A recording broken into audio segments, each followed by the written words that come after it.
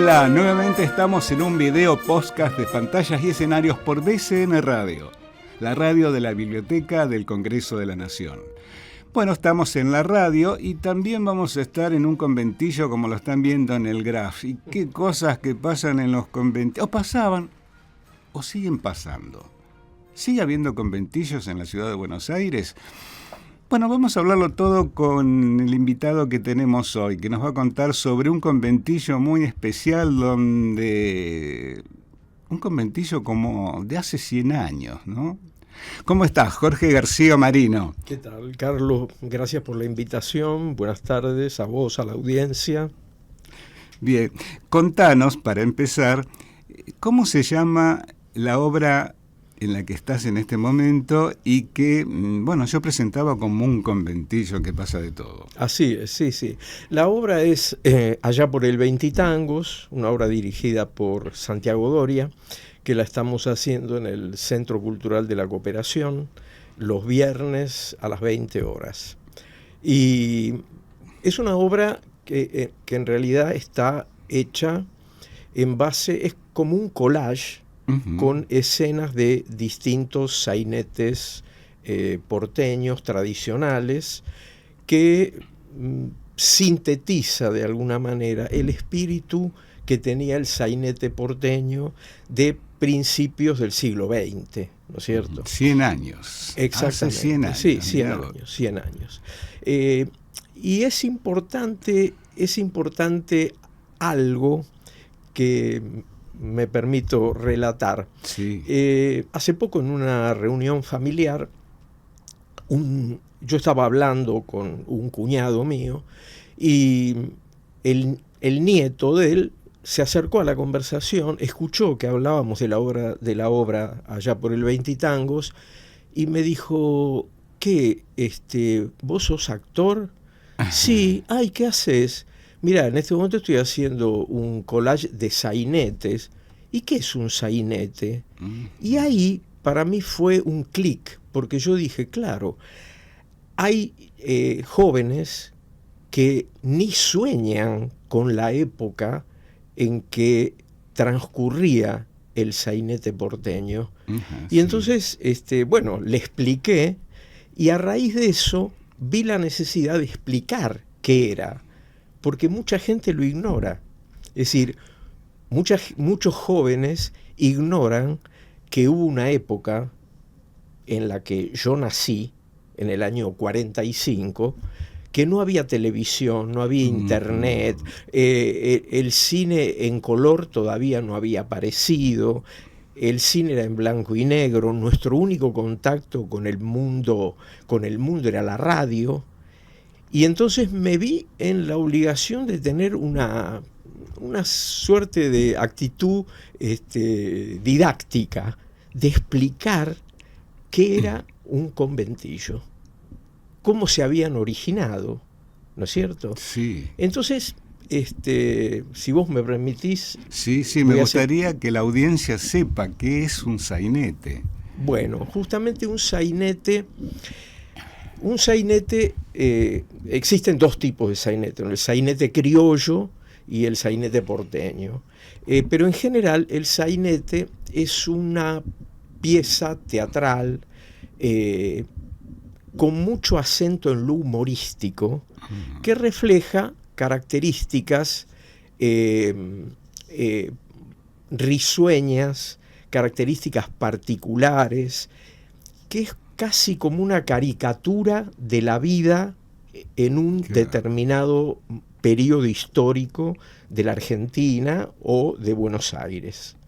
Esos son los dos tipos de sainete. En general el sainete tiene una cosa humorística y hay otro tipo de sainete, que no sé si llamarlo sainete, pero que es más dramático.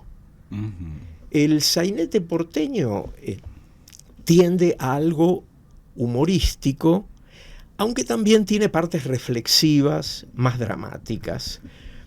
Y es como me dijo Santiago una vez, yo le dije, mira, el sainete lo que tiene, en un punto, es como una romantización de la pobreza. por un lado. En cierto y, sentido. y Santiago me hizo una observación que me pareció interesantísimo. Me dice, hay un tipo de sainete que transcurre en el patio del conventillo y hay otro tipo de sainete que transcurre puertas adentro, en la habitación en las habitaciones del conventillo. Tal cual, tal cual. Y esa me pareció una diferenciación interesante porque ahí es donde en esas piezas que transcurren en el adentro, que puede ser Mateo, Estéfano, todas esas piezas, yo creo que tienen un signo distintivo diferente de lo que es el sainete que transcurre en el patio, donde se dan los conflictos entre los distintos habitantes del conventillo. Claro, porque el conventillo era una casa en la que una familia, generalmente eran familias enteras, alquilaban una habitación, pero compartían todas las familias tanto la cocina como el baño y el patio. Tal cual. Y ahí era donde sucedían las cosas, claro, en el patio. Todo esto se origina por allá por 1870, mira que te estoy hablando, 1870, 1880, se da la epidemia de fiebre amarilla en Buenos Aires, con centro principal en Buenos Aires, que no tenía agua corriente, no tenía cloacas. En esa época. Exactamente. Ante esa situación de la epidemia de fiebre amarilla, las clases acomodadas de la ciudad escapan de la ciudad y se van a vivir al campo. A veces el campo era San Isidro, en aquella época, Bécar, La Plata, y quedan despobladas las grandes residencias de familias porteñas. Eso se da en simultáneo con una inmigración muy importante de Europa hacia la Argentina, buscando nuevos horizontes y demás, una inmigración que además era multirracial. Había gente, alemanes, polacos, españoles, italianos, japoneses, rusos. Entonces, esa gente que llega a Buenos Aires comienza a alojarse, gente que viene en condiciones muy humildes, con muy poco dinero, comienzan a alojarse en estas grandes residencias que siempre eran tomadas por alguna persona que era el encargado de esa, claro, sí, de esa gran residencia, y comenzaba a alquilar las habitaciones una por familia. Y entonces ahí se producía esa mezcla de distintas nacionalidades y demás, que comenzaban a convivir compartiendo cosas, y daba lugar a una convivencia que ponía a prueba esa capacidad, la capacidad de convivir. Con altibajos. Distintas culturas, con altibajos, con conflictos, con cruces, situaciones conflictivas, que se iban resolviendo dentro de ese marco general que era el conventillo. Bueno, ese conventillo es lo que da marco a el sainete porteño. Y a veintitangos. Y dentro de eso, allá por el veintitangos, claro, que va tomando,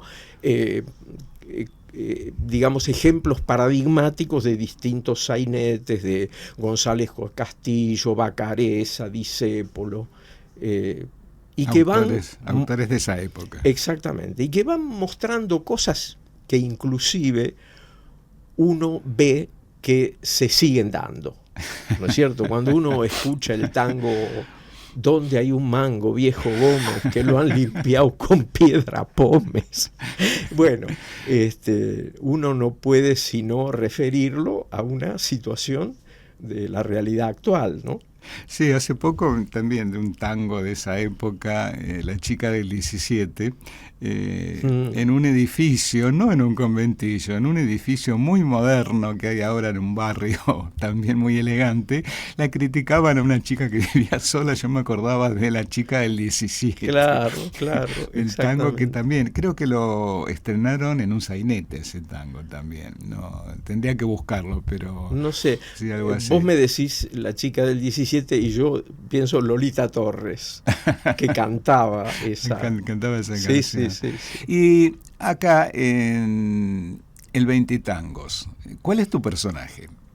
Bueno, mi personaje es el de Don Antonio, que soy el encargado del conventillo. El poderoso. Claro, un italiano. O sea, mi personaje es uno de esos personajes característicos que tiene el sainete porteño, ¿no? El sainete porteño tiene al tano, tiene al gallego, a la gallega, a la tana. Los turcos también, ¿no? También, por supuesto, por supuesto. Era una Babel, es decir, cada conventillo. Yo en mi barrio, yo cuando era chico iba al colegio y había muchos chicos, muchos compañeritos míos de colegio que vivían en los conventillos y que éramos amigos, íbamos a jugar a la habitación de ellos o al patio del conventillo.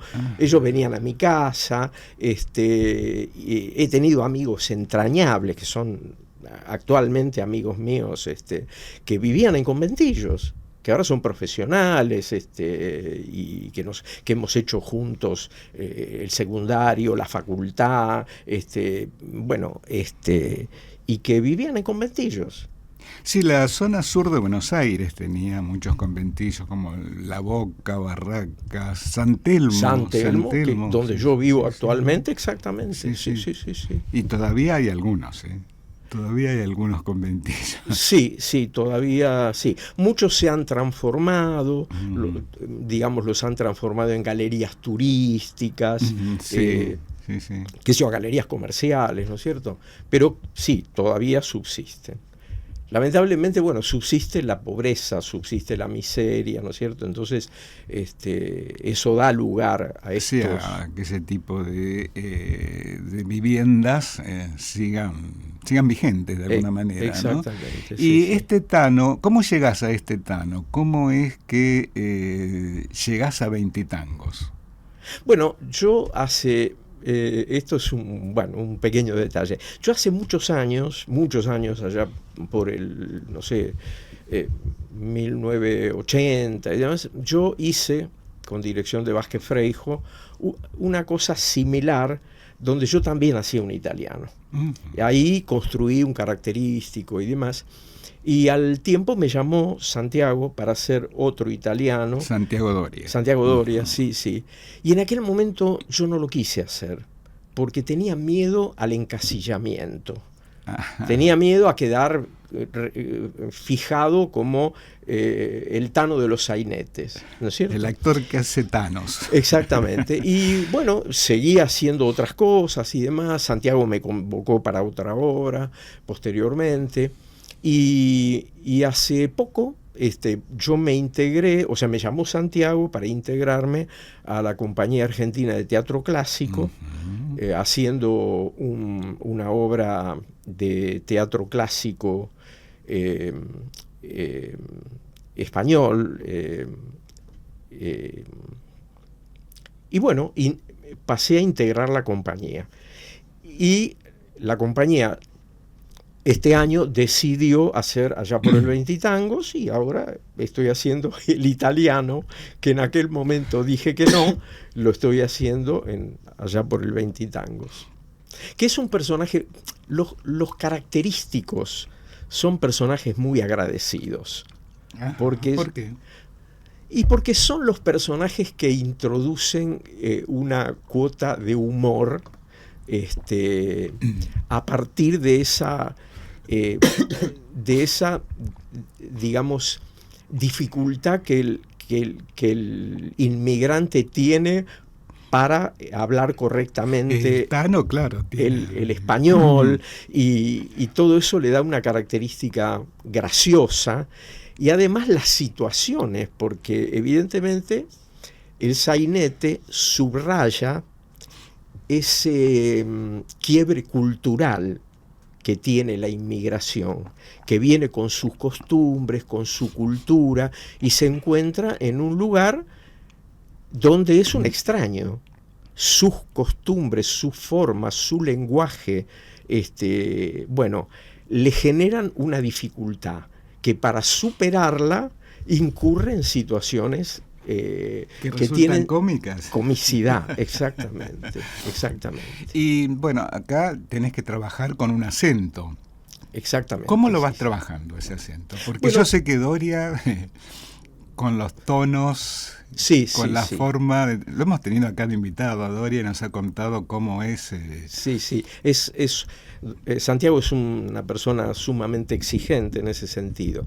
Bueno, mira, te voy a decir, en aquel remoto Luigín que yo hice allá por la década del 80, yo soy arquitecto. Ajá. Y en una obra de construcción había un albañil italiano y yo comencé a observarlo muy detenidamente y a copiar sus modismos. Y a tal punto que yo cuando estaba solo, no estaba en la obra, estaba solo, yo repetía cosas como para imitarlo. Y así fui construyendo aquel primer Tano inmigrante. Y eso me quedó y bueno, en este momento que tuve que resucitar al Tano, me sirvió muchísimo. Y acá en 20 Tangos también hablan en verso. O sea, los parlamentos son en verso, la mayoría sí, por lo menos. No es un verso tan acentuado como el del teatro clásico español, pero sí hay una métrica en muchos de los pasajes que, bueno, requiere también prestarle cierta atención y en lo cual Santiago es sumamente riguroso. Sí. La obra también tiene música. Tiene música, sí. En vivo. Tiene baile, sí. Hay Vamos a ver después algo de la obra. Dos músicos fantásticos, Pablo Jonitz y Juan Azar, guitarrista. Pablo es bandoneonista y Juan, guitarrista, excelentes músicos, excelentes compañeros, se han integrado al elenco, pero maravillosamente, y bueno, es el marco musical de las escenas y de las coreografías, ¿no?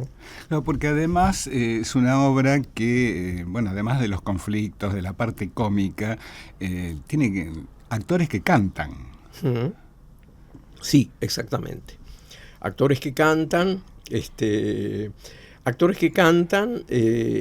y bueno, y que bailan también, y que bailan también.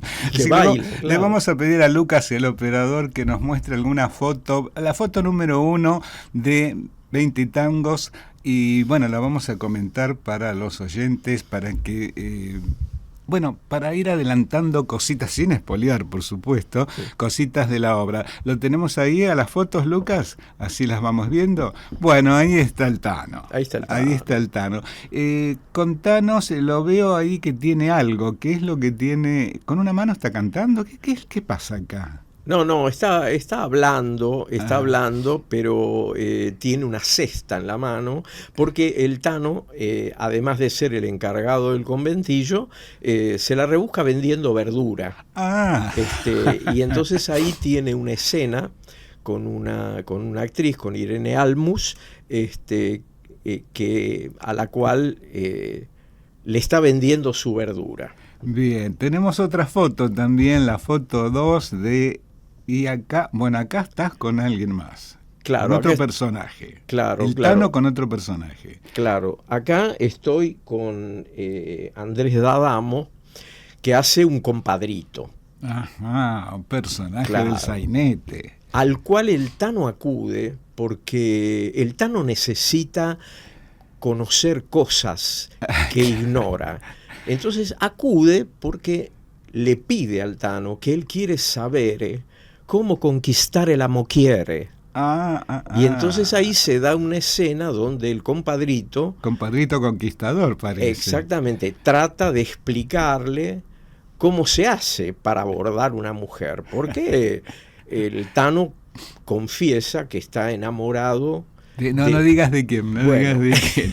Vamos a ver la foto número 3 y la vamos a comentar para los oyentes de lo que es... acá ya se lo ve más enamorado, me parece, ¿no? Acá se da el típico encuentro entre el Tano y la cacheca. La cacheca da la piezza 8. Y no es la chica del 17 acá. Claro, también. Muy buenas las fotos. Vamos a seguir porque tenemos más fotos. Así bueno. ¿Y cómo ¿Qué es producción? ¿Cómo? Bueno, la de 20 y tancos. ¿Y cómo es tu relación con... ¿Cómo se ensaya esto? ¿Van ensayando todo corrido o partes por partes según los conflictos que se presentan? No, en este caso, mira, hemos ensayado primero, lógicamente, una sesión de lectura, para ver cuál es la orientación que Santiago quiere darle al conjunto y a los personajes. Hasta ahí es bastante un sistema habitual. Claro, preparación exactamente. De una obra, sí. Luego de eso, comenzamos los ensayos tomando escenas, bloques de escenas, y las vamos armando. Y lo que lleva mucho tiempo es toda la parte coreográfica, porque en este caso no se trata de bailarines de tango escenario que se suman a la obra, sino actores que bailan. Entonces eso requiere un trabajo muy especial, muy puntilloso, muy exigente, que está a cargo de Joana Copes. Y de familia. Exactamente, es casi sinónimo de baile de tango. De baile de tango. Y Maximiliano Ávila, que es su asistente, que son los que han tratado de que nosotros, no yo porque no bailo, sí, yo también porque no bailo tango, pero bailo vals, bailo una ranchera. Ellos han hecho lo posible para que esto salga dignamente, con actores y actrices que no son bailarines profesionales. Claro, manejar el espacio. Claro, ¿no? Que además es lo que era el conventillo. En el conventillo no bailaban bailarines profesionales, bailaba gente común que salía a bailar tango, que era la forma que en aquella época las parejas se vinculaban. Porque, con el baile. Claro, con el baile. Yo me acuerdo, mis padres, por ejemplo, mis padres se conocieron en un baile en el Club Racing, en un baile de carnaval. Y mis padres siempre recordaban esa anécdota de cómo fue que se conocieron. Los bailes en aquel momento, en aquella época, eran un lugar de encuentro social. Claro. Donde la gente, las chicas iban, los muchachos las sacaban a bailar, veían si la cosa andaba, no andaba, y ahí, de ahí en adelante, surgían relaciones con mayor perspectiva, digamos, ¿no? Qué problema si la que le gustaba a uno la sacaba a bailar otro, ¿no? Claro, ahí se armaban los conflictos. Ahí estaban los conflictos. Tal cual. Como el Tano con la gallega, que también tenía su marido, el Tano también tenía su mujer. Ahí ya la situación era distinta. Claro. Ahí ya el conflicto era otro. Así que en Pantallas y Escenarios nos vamos a una pausa y ya volvemos para seguir hablando sobre lo que sucede en este conventillo del Veintitangos. BCN Radio. La radio. La radio. La radio. La radio. La radio. De la Biblioteca del Congreso de la Nación. La Hemeroteca Diarios cuenta con colecciones de publicaciones argentinas, nacionales y provinciales, de países limítrofes y de Latinoamérica, Estados Unidos, España e Italia, entre otros. A través de un índice temático, ofrece información analítica de 4 diarios de circulación nacional: La Nación, Clarín, Página 12 y Ámbito Financiero. Seguí en BCN Radio. ¿Ves? BCN Radio.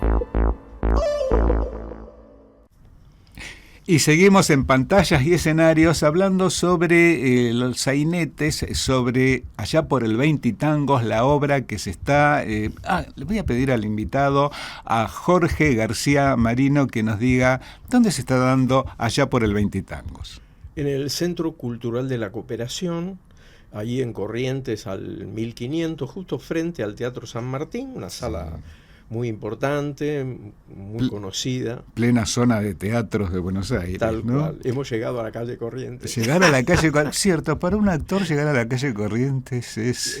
Sí, es como siempre ha sido como un como un galardón. Bueno, sí, o como quizás en algunos como una meta, ¿no? También. También. Me han contado actores que cuando dicen, como un caso que vos me decías, ¿no? Sos actor, ¿trabajaste en Corrientes? Claro. La avenida Corrientes es casi la Broadway de Buenos Aires. Algo ¿no? así, tal cual. Ahora se ha extendido mucho porque hay grandes obras importantísimas del teatro independiente que se dan fuera del circuito tradicional, ¿no? Pero el Corrientes. Corrientes, tal cual. Sí. Hay mucha actividad teatral en Buenos Aires. Muchísima. Yo creo que la gente que no ha salido de Buenos Aires, que no ha ido a otros países y demás, no mide realmente lo que sucede. Yo no conozco Europa, pero he estado en muchas ciudades capitales de países latinoamericanos y es muy difícil encontrar muchas obras de teatro. Uno está en Lima, está en Guayaquil, en Quito, y uno abre el diario, o en aquel momento el diario, o busca, y en una de esas para un fin de semana hay 3 obras de teatro, 4. Acá uno busca en cartelera y hay... Por fin de semana uno puede encontrar 150 horas de teatro. Sí, es más o menos el promedio. Sí. Además, como que se van centralizando en barrios. Exacto. Por ejemplo, en Lima, estamos hablando de Lima, los teatros están uno en una punta, el otro en otra, y que no es como, me quedé sin entradas, me voy al de al lado, no, allá no se puede. Así que acá sí. Acá se puede hacer eso. Bueno, y allá por el 20 tangos, hablando de entradas, en boletería. En boletería, en alternativa teatral. También se puede ir reservándolas. Se va con la constancia, ahora está en el celular, se va con la constancia a boletería. Exactamente. Y ya se obtiene la entrada. Y ya tenés la reserva hecha. Tal cual. Así que, sí, la actividad teatral, lo que me dicen algunos personajes que están muy metidos en el medio teatral mundial, es que Buenos Aires a veces supera a Broadway, porque Broadway, está centralizado ahí la actividad y generalmente son todos musicales. En cambio, predominan los musicales. Acá es muy diversa la temática. Totalmente, ¿no? Sí. No solo la temática, sino el estilo. Buenos Aires es una ciudad maravillosa en ese aspecto de producción porque uno puede tener un grado de exigencia muy alto. Uno puede decir, quiero ver teatro clásico, francés, y seguro encuentra teatro clásico. Uno dice, quiero ver teatro clásico español, del Renacimiento, y algo encuentra. O sea, hay una diversidad. Teatro experimental también. También, por supuesto, sí. Y en esto incluyo al Teatro Colón, al Cervantes. Hay una producción muy heterogénea, muy rica, Que eso es muy bueno también para los actores, porque en la medida que uno sea convocado, uno va abriendo el repertorio expresivo que estas propuestas requieren, que a veces no en todos lados se encuentra gente capaz de hacer teatro clásico en verso, de hacer un Shakespeare, de hacer obras que requieren una forma de actuación particular. ¿En qué género has desarrollado más tu carrera actoral? En todos, ¿Es parejo? Afortunadamente, por un lado, he recorrido un espectro sumamente amplio. Desde que debuté en teatro, yo debuté en teatro en 1977. 1977. En una obra que fue El Proceso de Kafka. Sí. El Proceso en 1977. Cuando el día que hicimos el ensayo general, confieso que me corrió un escalofrío por estar haciendo esa obra en ese momento, plena dictadura cívico-militar. Sí. Fue una experiencia muy fuerte, una obra dirigida por Raúl Serrano, una experiencia muy fuerte, a partir de lo cual comencé una carrera teatral donde he hecho obras muy, muy diversas, que me enriquecieron mucho. Realmente abordar diferentes personajes, diferentes obras teatrales, diferentes propuestas, algunas más experimentales, otras menos, otras más clásicas, le dan a un actor enriquecen a un actor. ¿Y cuándo nace esa chispa por ser actor? Siempre. O sea, mucho antes de 1977. Sí. Yo esa chispa la tuve desde muy pequeño. Lo que sucede que, yo, mi familia, cuando yo expresaba, es decir, esa chispa surgió porque yo nací en San Juan y Boedo, frente al Teatro Boedo. Claro. Y entonces me cruzaban de chico a ver obras teatrales para niños, de este grupo teatral que manejaba Ariel Bufano y demás. Y yo quedaba fascinado. Yo quería estar ahí. Yo quería estar en el escenario. Incluso en el colegio, siempre yo actuaba en las obritas del colegio y yo quería estar. Pero mis padres decían, no, ¿cómo vas a ser actor? Vos tenés que tener una carrera profesional y demás.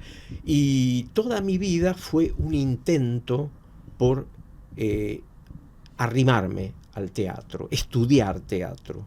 Pero todos los intentos quedaban abortados porque, claro, el colegio no me daba tiempo. Además tenía en mi casa había como una exigencia bastante importante.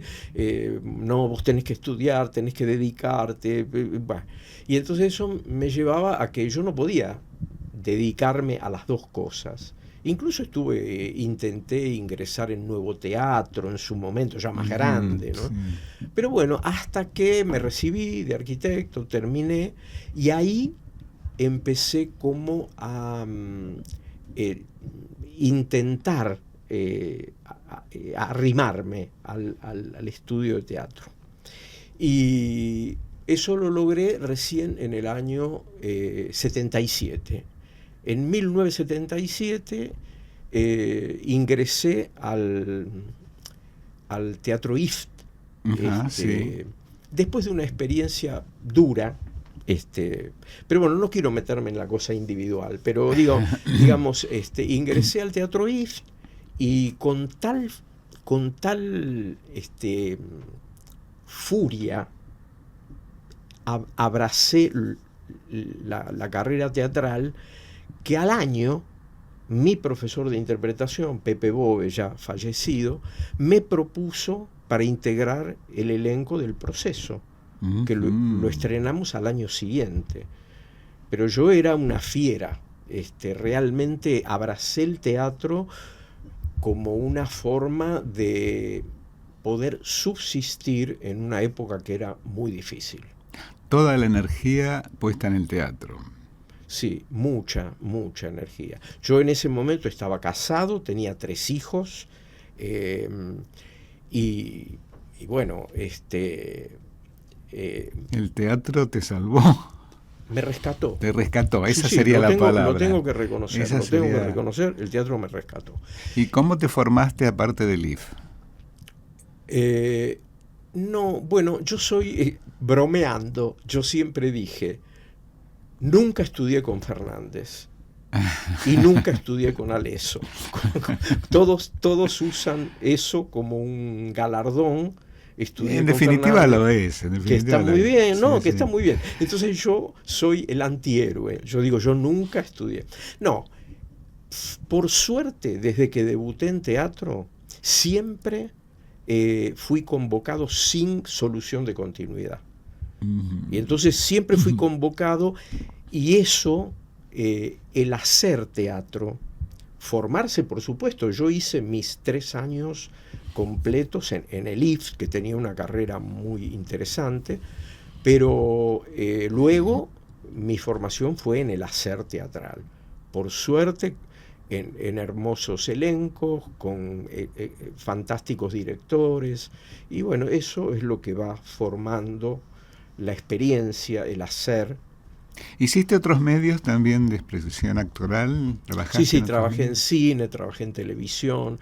Hubo una época en que logré cierta continuidad en televisión, que bueno, eso da dinero, dinero que no da el teatro independiente, así que también hice una experiencia en ese sentido. Pero ahora en esta última...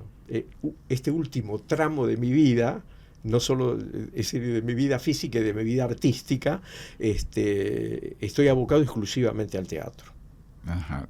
¿Pero si llega alguna propuesta de otro medio? No, sí, por supuesto que lo haría, pero priorizo muchísimo la actividad teatral. Me siento feliz, realmente muy pleno. Por eso estás en Allá por el 20 Tangos. Sí, y no me querría ir sin nombrar a todos los integrantes de Allá por el 20 Tangos. Porque, sí, vamos a seguir viendo fotos de la obra, pero nombrarlos para que ya los ubiquemos cuando los vemos en las fotos. ¿Cómo no? Bueno, los integrantes del elenco son Irene Almus, Mateo Chiarino, Andrés D'Adamo, Mónica D'Agostino, Carlos Ledgrag y Jazmín Ríos. Todos y yo, por supuesto, y todos con dirección de Santiago Doria. Bien. Ese es el elenco que está dando Allá por el 20 Tangos en el Centro Cultural de la Cooperación. ¿Los días? Los días sábados, perdón, ¿qué estoy diciendo? Los días viernes a las 20 horas, en el Centro Cultural de la Cooperación. Bien, y le voy a pedir al operador, a Lucas, nuestro operador, que nos ponga la foto número 5, creo que va, o la 4. La 4, acá me está señalando que va la 4, así la comentamos. Uy, ¿qué se armó ahí en el conventillo? Y bueno, ahí apareció, ahí está la gallega. Ajá. Estoy yo, que la estaba cortejando a la gallega, y aparece el gallego. Que en realidad es un andaluz, pero bueno... acá se le decía gallego a todos los españoles. Sí, así es. Así, ahí, bueno... un poco amenazante, como se puede ver. Sí, eso es una situación brava para el Tano, para el italiano. A ver, vamos a ver la siguiente foto. El andaluz lo hace Carlos Ledgrag. Carlos Ledgrag. Que además de un excelente actor, es un gran cantante. Ajá. Vamos a ver la siguiente foto. Ahí, ¿qué pasó? Mirá la cara que ha puesto. Sí, está muy, muy amenazante. Así que... No le gustó nada. Bueno, es una situación, mirá las que se mete el Tano, ¿no? Tal Así cual. que se mete el italiano. Vamos a ver entonces la foto número 6. a ver que, acá ya de la situación violenta y tirante se endulzó todo. Claro, acá hay un avance del Tano, justamente asesorado por el Guapo, que le ha dado todas las instrucciones de cómo tenía que hacer. Bueno, ganador con las instrucciones. Y vamos a ver ahora la foto 7. Y acá se armó el baile. Y acá se armó la milonga. Ajá. Así es. Ahí vemos, hay como dentro de la obra, esto es de la obra, se ve como es una foto del conventillo. Sí, tal cual, tal cual. Acá hay una cosa que es interesante. Como ustedes verán, todo el vestuario está en tonos de blanco, negro, gris, que era como eran las fotos en aquella época. No había color. Claro, la foto era blanco y negro. Exactamente. Sí. Y cuando había color era porque las pintaban. Ajá, sí. Yo tengo fotos de mi familia donde se pintaban ciertas partes como para darle un realce a la foto, pero era todo en blanco y negro. Como se ve, bueno, acá se ve un poquito de color porque, bueno, son de ahora. El gran Charlie Borja, un amigo ha hecho estas fotografías. Así que, bueno, seguinos contando cómo resultó para vos. ¿Ya habías bailado en otras obras? Sí. O sea que ahora bailar tangos no te resultó tan complicado. Además yo siempre traté de tener una formación lo más amplia posible. Durante muchos años bailé flamenco, tomé clases de flamenco, bailé tango. Siempre fui en ese sentido, traté de formarme. Como para responder a diverso tipo de exigencias. Incluso me presenté para audicionar en comedias musicales, pero me he formado, sí. Todo como para ir abarcando géneros. Exactamente, sí. ¿Cuál es el que preferís? Tanto como espectador como actor. La verdad es que no tengo una preferencia particular. Cada obra que encaro la tomo como un desafío y la tomo como actor. Estás hablando como actor. Como actor, sí. Y trato en ese sentido para cada obra he tratado de formarme al máximo en lo que el personaje me requería. En una época tuve que hacer un personaje que consideré que era importante que bailara tap. Y entonces tomé un cursos de tap, me compré los zapatos de tap, y en la obra bailaba tap, y demás. Es decir, creo que es fundamental que el actor se forme con la mayor cantidad de recursos posibles. Una vez escuché a Hugo Caprera, cuando hacía Orquesta de Señoritas, que él hablaba de cómo había abordado el personaje y demás, que era la camagüeyana, y él decía, porque yo de chico, como mi abuela me enseñó a tocar las castañuelas, y yo decía, qué importante eso. Entonces, como bailaba flamenco, también tomé clase de castañuela. Y en algún momento usé las castañuelas. Cuanto más recursos tenga un actor, tomé clase de tango, de canto. Clase de canto. Es decir, bueno, he cantado en obras de teatro, he cantado incluso en alguna época como parte de la ópera Orfeo y Eurídice, qué sé yo. Es como tener recursos para abordar los personajes. Eso. Como para no decir ante un libreto cómo lo hago. Claro, no, o decirse cómo lo hago, pero tener los elementos que le permitan hacerlo, ¿no? ¿Cómo manejás memorizar la letra? Y sentándose, porque me lo han preguntado a veces colegas. Hay que estudiar jóvenes. Sentado. Hay que estudiarlo sentado. En principio hay que estudiarlo. Bien. Es decir, uno le tiene que dedicar horas a a estudiar el texto. Ya sea sentado, caminando, cada uno tiene que encontrar su forma. A lo mejor en un principio sentado, leyendo, luego caminando, luego ir por la calle, cuando uno camina para ir de un lado a otro, hacer las compras, qué sé yo, ir repitiendo el texto, a medida que el texto se le va incorporando a uno, se va adhiriendo a uno, hasta que uno de pronto en situaciones cotidianas uno comienza a responder con los textos de la obra. Porque tiene tan metido eso que cuando cuadra uno tira el texto. A mí me ocurren situaciones graciosas donde incluso, qué sé yo, voy a comprar verdura, fruta, y entonces la verdulera me pregunta algo y yo le tiro una frase, contestando a lo que me pregunta, una frase de la obra. Bueno. ¿Y ahora cómo hiciste? ¿Le contestabas que en italiano? No, a veces llego, porque como yo hago un verdulero, a veces llego y le hablo en italiano. Se ríe la señora porque ella sabe que yo soy actor y que, bueno, en general voy muy tarde a la noche a comprar. Entonces, ya sabe. Pero bueno, son las formas que uno tiene de ir incorporando el texto, de ir incluso saboreando el texto. ¿Cómo haces? ¿Vas estudiando escena por escena o vas estudiando todo de corrido? Toda la obra de corrido. Bueno, yo en general trato de tomar de corrido todo el texto de una escena. Hasta que la voy incorporando, internalizando y demás. Bueno, pero los textos de corrido por escena.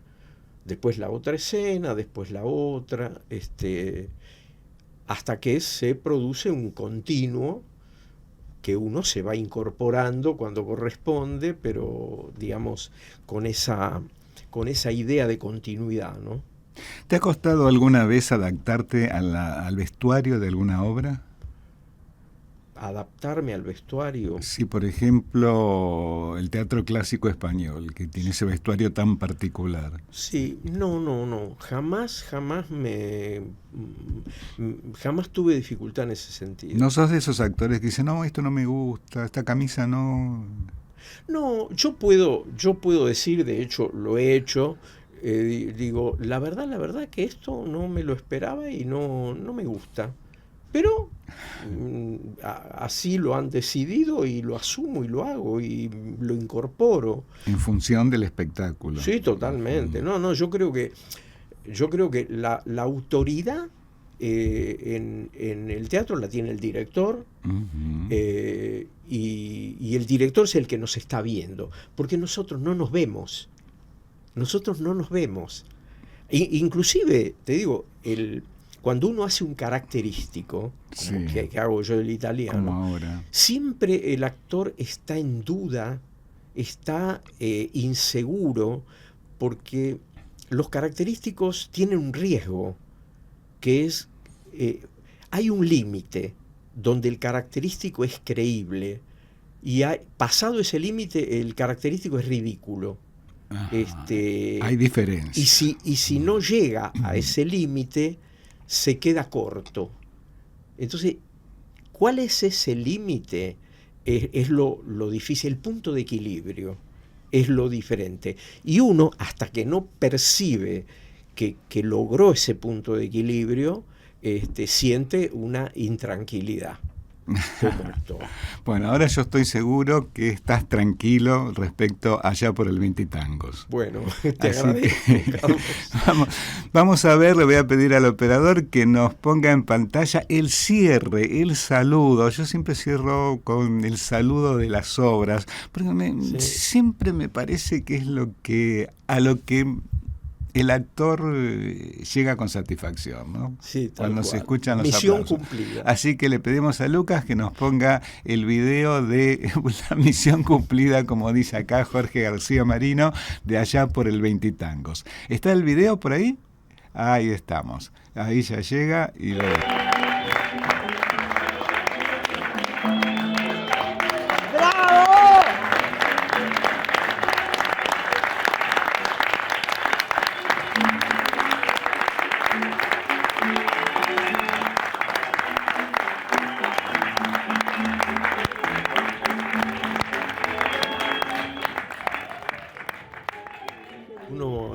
recibe la devolución que uno ya lo va recibiendo, con las risas, con los aplausos que al final de cada cuadro, pero bueno, el aplauso final es como un premio.